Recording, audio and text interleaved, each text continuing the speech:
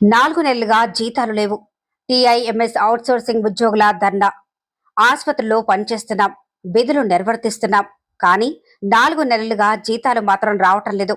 కుటుంబాలను ఎలా పోషించుకోవాలో అర్థం కావటం లేదంటూ అవుట్సోర్సింగ్ ఉద్యోగులు ఆందోళనకు దిగారు.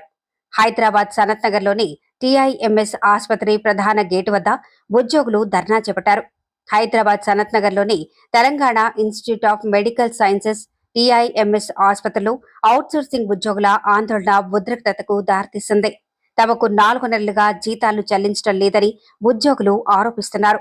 ఆసుపత్రిలో విధులకు హాజరవుతూ రోగులకు సేవలు అందిస్తున్నప్పటికీ నెలల తరబడి వేతనాలు అందకపోవడంతో తీవ్ర ఆర్థిక ఇబ్బందులు ఎదుర్కొంటున్నామని ఆవేదన వ్యక్తం చేశారు. కాంట్రాక్టర్ల ద్వారా తమకు జీతాలు చెల్లించాల్సి ఉండగా 4 నెలలుగా వేతనాలు నిలిచిపోయాయని ఉద్యోగులు ఆరోపించారు. జీతాలు అందకపోవడంతో ఇంటి అద్దెలు, పిల్లల చదువులు, కుటుంబ ఖర్చులు నిర్వహించడం కష్టంగా మారిందని తెలిపారు. తమ సమస్యను పలుమార్లు సంబంధిత అధికారుల దృష్టికి తీసుకెళ్లినా పరిష్కారం లభించలేదని ఉద్యోగులు చెబుతున్నారు.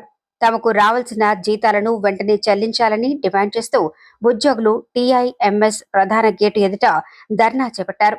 ఇప్పటికైనా అధికారులు స్పందించి సమస్యను పరిష్కరించాలని, కాంట్రాక్టర్లతో మాట్లాడి బకాయి వేతనాలను వెంటనే ఇప్పించాలని ఉద్యోగులు కోరుతున్నారు.